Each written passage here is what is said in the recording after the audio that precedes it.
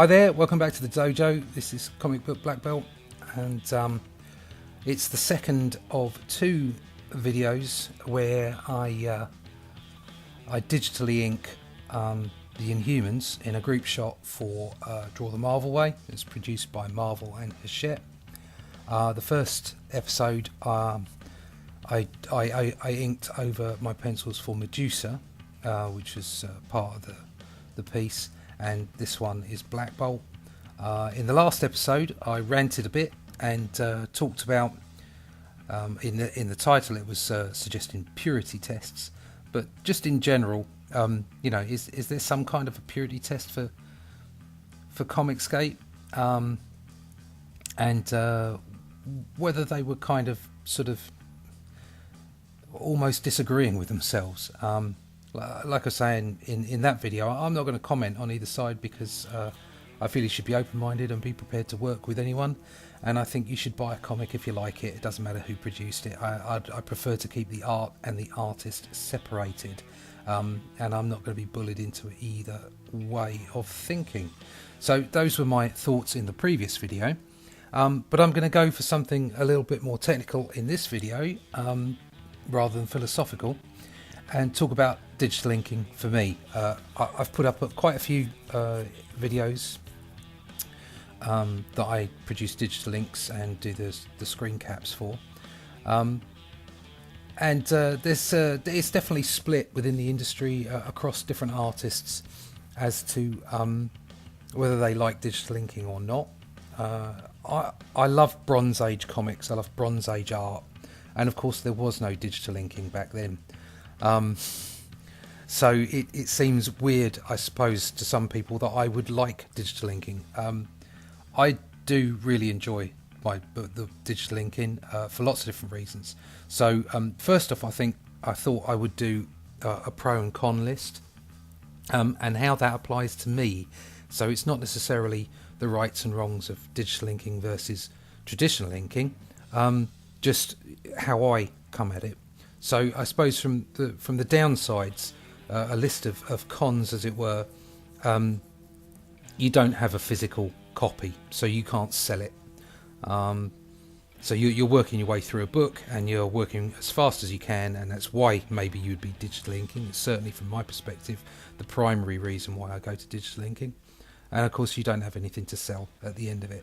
So that really is the biggest downside for me, because if I'm trying to earn money on a page rate and I'm doing it as quickly as I can, if you've done it in the real world, if it's a real piece of paper with real ink on it, obviously you can then make more money by selling that later. But it's a small price to pay if it means that your output can be increased. So I don't think there's a lot in it financially.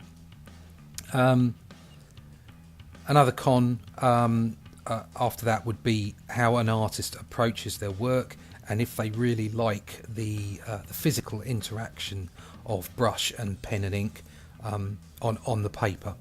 So I still do physical pieces if I'm asked to, if I'm commissioned to, but pretty much 95% of my work that I do on a page rate basis is all done digitally. And that's because it's quick. The dog can't eat it, and I can't spill any ink on it or anything like that. So I can fully understand why some artists would say, "Oh, I don't like the feedback. I prefer to have a real piece of art in front of me and finishing it off that way." And as I suggested earlier, it's a bit of a misnomer for me to actually talk about the fact that I love Bronze Age work. How could I possibly apply that to working in a new medium like digital? But I think it can be done. So whereas other artists may have a longer list of cons, those are the only ones that I can come up with, and the major one being actually that you don't have a physical piece of artwork to sell at a later date. From a pro perspective, from what's good about it is, yes, as I said, dog can't eat it, you can't rip it up, you can't lose it, can't burn it. Yes, there's always the possibility of your computer shutting down or having an error. Just make sure you back everything up, but you should be doing that with your files anyway. It's fast. and if you make mistakes, you can change them very quickly.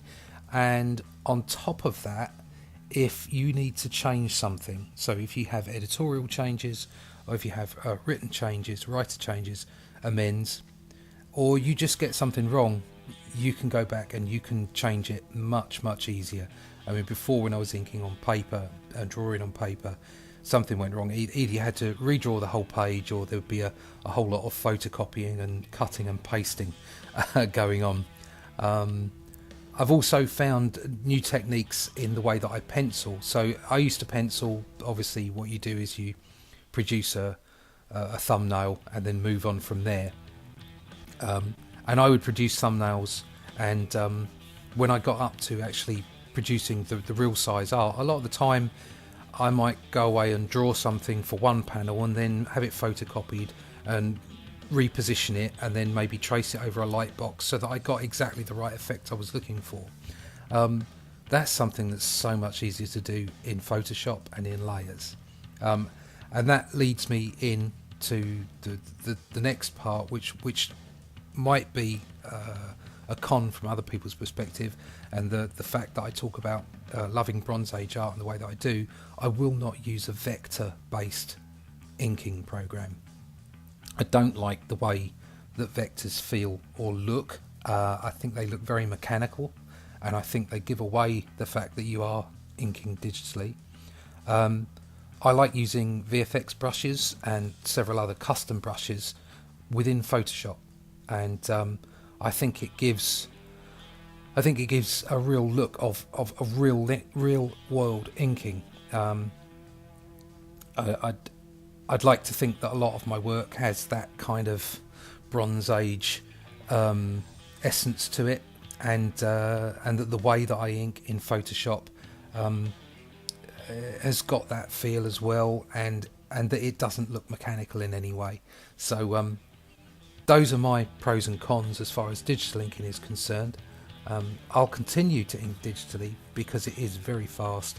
When I come to produce my own work, my own graphic novel later on in the year, I have done graphic novels before, and obviously I do page work now, but I'll be wanting to produce my own graphic novel that I publish, that I self-publish rather than have published by someone else, and I will consider doing certain pages real world so that I can use those as giveaways, or as tiers within any Indiegogo or Kickstarter campaign that I put together. So there is room for both. There is definitely room for both a traditional aspect and from a new modern digital aspect. I personally don't like vectors. I like things to look more traditional, but I think you can still do that, and I believe that I'm still doing that in Photoshop.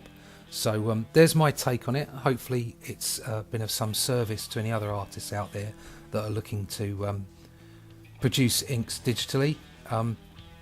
So if you've got any questions, or if you just want to chat about Bronze Age art or comic strip art in general, please leave a comment. Tap me up on Twitter. The links are in the description, and in the credits at the end of the video. I'd love to discuss any of these things, and remember to like, share and subscribe the video, to subscribe to the channel. It's been quite cathartic actually talking over a lot of these videos that I'm doing. When I first started, I just wanted to leave it and let everybody just watch what's going on screen, but I think people like to interact, and they like to hear what you've got in your mind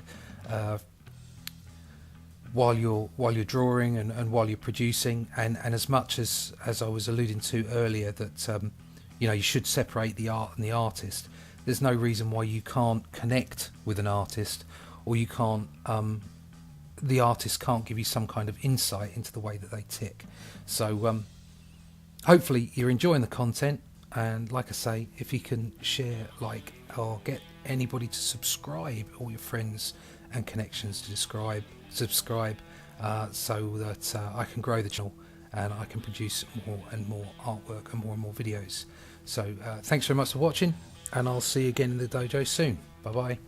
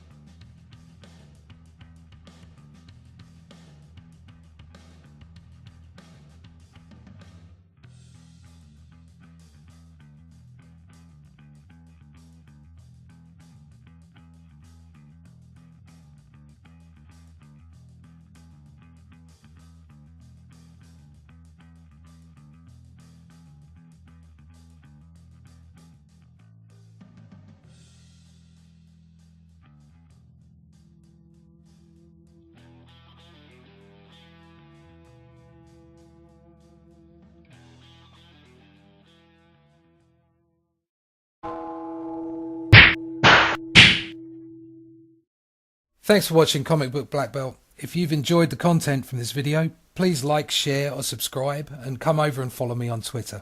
It's been great having you in the dojo. See you again soon.